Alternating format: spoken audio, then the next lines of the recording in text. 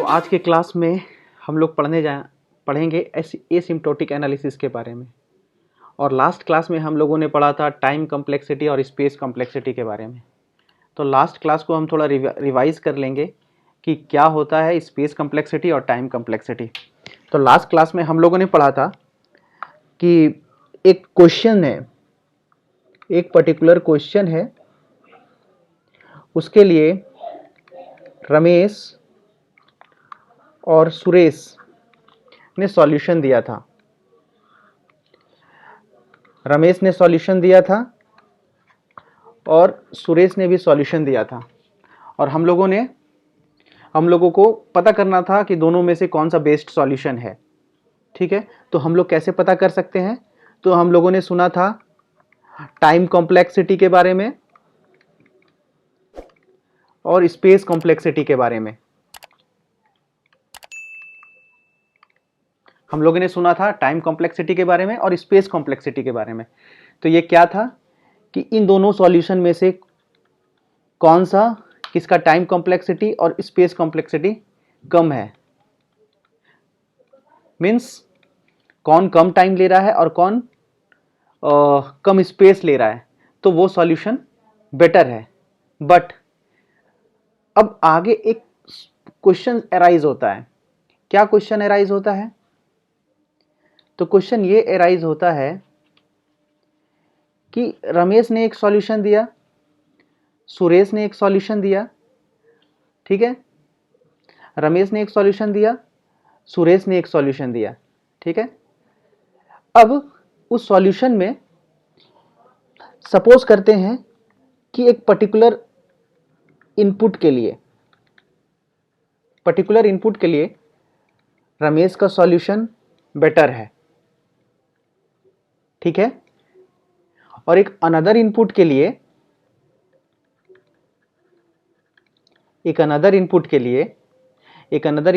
क्या होगा कि सुरेश का सॉल्यूशन यहां पे बेटर है। ठीक है, और पता चला इस इनपुट के लिए सुरेश का सॉल्यूशन बेटर है, इस इनपुट के लिए रमेश का सॉल्यूशन बेटर है। ठीक है, तब यहां पे हम कंफ्यूज हो जाएंगे। कंफ्यूजन क्या होगा कि एक सॉल्यूशन के एक इनपुट के लिए हम लोगों ने पता किया, तो पता चला कि टाइम जो है रमेश का सॉल्यूशन कम ले रहा है और स्पेस भी रमेश का सॉल्यूशन कम ले रहा है। बट फिर एक इनपुट के लिए हम लोगों ने पता किया, तो पता चला कि टाइम जो है सुरेश का सॉल्यूशन कम ले रहा है और स्पेस भी सुरेश का सॉल्यूशन कम ले रहा है। तो इस सिनेरियो में यहाँ पे ये प्रॉब्लम को डील करने के लिए टाइम कॉम्प्लेक्सिटी और स्पेस कॉम्प्लेक्सिटी के बाद एक एसिम्प्टोटिक एनालिसिस हम लोग करते हैं। वो टोटली डिपेंड होता है, इनपुट साइज पर डिपेंड करता है वो।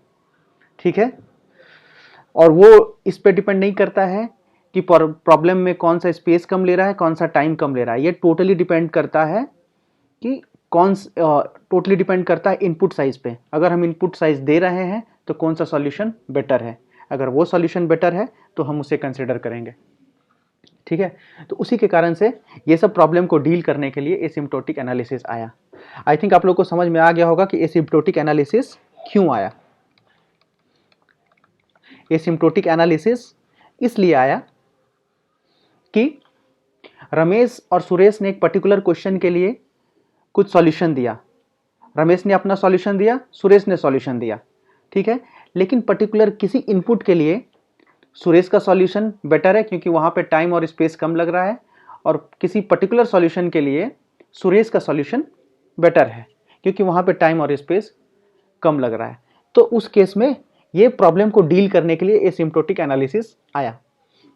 ठीक है, और एसिम्प्टोटिक एनालिसिस टाइम और स्पेस कॉम्प्लेक्सिटी पे डिपेंड नहीं करता, वो टोटली इनपुट साइज पे डिपेंड करता है। ठीक है, तो यही यहाँ पे हम लोगों ने नोट्स में लिखा है। ठीक है, कि एसिम्प्टोटिक एनालिसिस क्या होता है। एसिम्प्टोटिक एनालिसिस है that handles the above issue in the sense कि अगर एक इनपुट पे इट माइट बी सम, यहाँ पे लिखा हुआ it might be possible that for some input the first algorithm perform better than the second, and for some input second performs better. ठीक है, तो किसी इनपुट के लिए पहला एल्गोरिदम बेटर करेगा सुरेश का, और किसी के लिए रमेश का सॉल्यूशन बेटर परफॉर्म करेगा। और यहाँ पे ये भी लिखा हुआ है, it might be possible that for some input first algorithm perform better on one machine and the second works better on another machine. किसी अलग मशीन पे सुरेश का परफॉर्म बेटर करेगा और किसी अलग मशीन पे रमेश का परफॉर्म बेटर करेगा। ठीक है, तो ये सब प्रॉब्लम को डील करने के लिए एसिम्प्टोटिक एनालिसिस आया। वही यहाँ पे लिखा हुआ है, asymptotic analysis is the big idea that handles the above issue in analysing algorithm. ठीक है ना। And we evaluate the performance of an algorithm in terms of input size. We don't measure the actual running time. हम लोग running time, actual running time को major नहीं करते हैं, हम लोग इनपुट साइज पे ही डिपेंड रहते हैं। ठीक है ना। We calculate how the time taken by an algorithm increases with the input size. हम लोग कैलकुलेट करते हैं कि इनपुट साइज देने पे कैसे कैसे टाइम बढ़ रहा है, कौन सा एल्गोरिदम ज़्यादा टाइम ले रहा है। जो ज़्यादा टाइम ले रहा है वो बेटर एल्गोरिदम नहीं है, सिंपल सा बात। ठीक है। और एक और, अब यहाँ पे हम लोग पता करेंगे, 3 केसेस बना हुआ है। ठीक है, 3 केसेस बना हुआ है। क्या 3 केसेस बना हुआ है एसिम्प्टोटिक एनालिसिस में?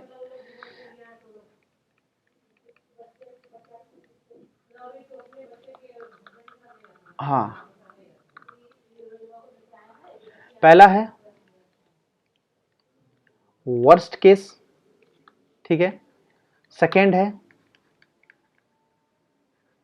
एवरेज केस, थर्ड है बेस्ट केस। ठीक है, तो ये क्या है, वर्स्ट केस क्या है, एवरेज केस क्या है, बेस्ट केस क्या है, तो इसे हम समझेंगे पहले। तो वर्स्ट केस क्या है? सपोज करते हैं एक क्वेश्चन है,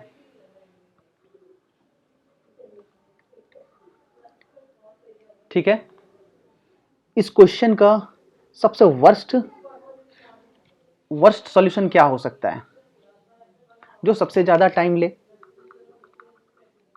जो सबसे ज्यादा मोर टाइम ले, जो एवरेज टाइम ले वो एवरेज केस हो जाएगा, और जो सबसे कम टाइम ले, लेस टाइम ले, वो बेस्ट केस हो जाएगा।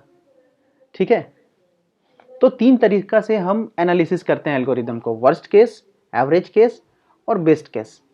और ये 3 तरीका क्यों बना है, वर्स्ट केस, एवरेज केस और बेस्ट केस, वो हम समझेंगे। ठीक है, तो हम लोग बात कर रहे थे एवरेज केस, बेस्ट केस और वर्स्ट केस के बारे में। ठीक है, तो देखते हैं क्या होता है वर्स्ट केस, एवरेज केस और बेस्ट केस। तो उसके लिए हम एक एग्जांपल्स लेते हैं। ठीक है, उस एग्जांपल के थ्रू समझते हैं कि बेस्ट केस क्या है, एवरेज केस क्या है और वर्स्ट केस क्या है। ठीक है, सपोज करते हैं एक एरे है। ठीक है, सपोज करते हैं हम एक एरे है।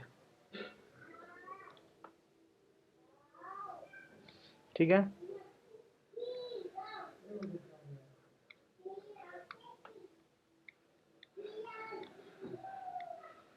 होप सो आप लोग को एरे आता होगा, मैं इतना समझता हूँ, नहीं तो आगे क्लास में देखेंगे फिर एरे होता क्या है। सपोज 2 4 6 7 8। अगर किसी ने मेरे को ये एक एरे है। ठीक है, तो सपोज किसी ने मेरे को सर्च करने के लिए बोल दिया यहाँ पे 2 को सर्च करके दिखाओ, तो फर्स्ट ही टाइम में मेरे को 2 यहाँ पे मिल जाएगा। ठीक है, तो फर्स्ट टाइम में 2 मिल जाएगा, तो मेरे को एक ही बार में यहाँ पे फर्स्ट ही केस में 2 मिल जाएगा। ठीक है, तो इसको हम क्या कर सकते हैं, बिग O ऑफ n से डिनोट कर सकते हैं अगर किसी ने 2 को निकालने के लिए बोला। उसी टाइम पे अगर किसी ने 8 को फाइंड आउट करने के लिए बोला, तो हम लोगों को कितना कंपेरिजन, 1 2 3 4 कंपेरिजन करना पड़ेगा। ठीक है, तो ये हमारा क्या हो जाएगा, big O of n means जितना होगा उतना कंपेरिजन करना पड़ रहा है। तो ये हमारा बेस्ट केस हो गया और ये हमारा वर्स्ट केस हो गया। ठीक है, और तीसरा हम लोगों ने पढ़ा था एवरेज केस। ठीक है, तो एवरेज केस कैसे हम लोग फाइंड आउट करेंगे? तो एवरेज केस हम लोग फाइंड आउट करेंगे, जैसे हम लोग एवरेज निकालते हैं उस तरीका से हम लोग फाइंड आउट करेंगे। अगर हमें 2 को फाइंड आउट करना है, ठीक है, तो 2 को फाइंड आउट करने के लिए हमें क्या करना पड़ेगा? 1 कंपेरिजन, ठीक है। अगर 4 के लिए 2 कंपेरिजन, फिर 6 के लिए 4 के लिए 1 कंपेरिजन, 6 के लिए 2 कंपेरिजन, 7 के लिए 3 कंपेरिजन एंड 8 के लिए 4 comparisons divided by n, means 4 से इसे डिवाइड कर देंगे अगर मुझे आइडेंटिफाई करना है। अगर उसी तरह n नेचुरल नंबर के लिए हमें निकालना है तो क्या होगा? 1 + 2 + 3 + 4 ... n, ओके, प्लस n, और उसे n से डिवाइड कर देंगे। तो इसका फॉर्मूला क्या हो जाएगा? n × n + 1 divided by 2 and divided by n। n से n कैंसिल हो गया और हमें क्या मिल जाएगा यहाँ पे? n + 1 डिवाइडेड बाई 2, ठीक है। तो एवरेज केस हम ऐसे निकालेंगे, सबको ऐड करके और उसको फिर डिवाइड दे देंगे, ठीक है। तो ये तरीका होता है। और हम लोग बेस्ट केस को कैसे डिनोट करते हैं तो आगे हम देखेंगे। बेस्ट केस को हम लोग डिनोट करते हैं, सॉरी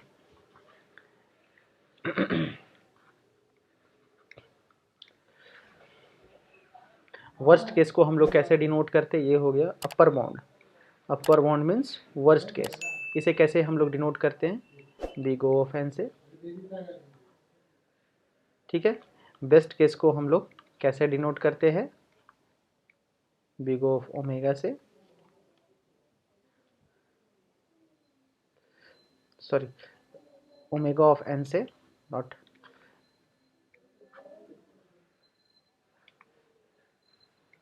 ओमेगा ऑफ n से। और एवरेज केस को हम लोग कैसे डिनोट करते हैं? थीटा ऑफ n से, ठीक है। तो यहाँ पे हम ऐसे डायरेक्टली लिख सकते हैं, हम लोग यहाँ पे डायरेक्टली लिख सकते हैं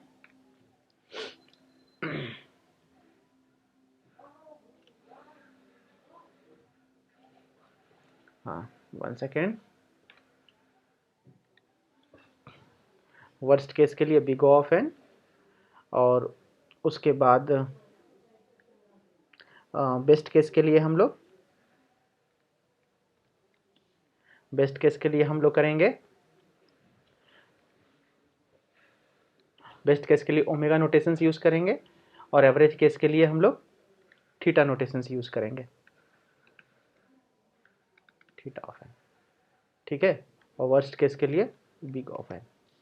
तो ये होता है। और लास्ट में हम लोग जानेंगे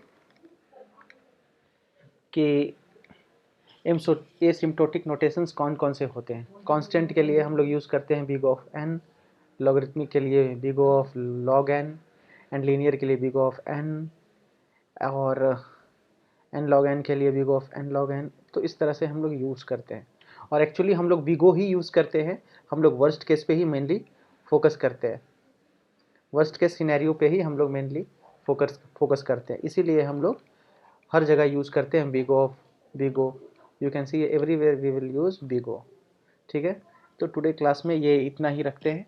अगले क्लास से हम कुछ बेसिक प्रॉब्लम से स्टार्ट करेंगे और उसके बाद धीरे धीरे फिर हम लोग एरे की ओर बढ़ेंगे, ठीक है। तब तक के लिए थैंक यू।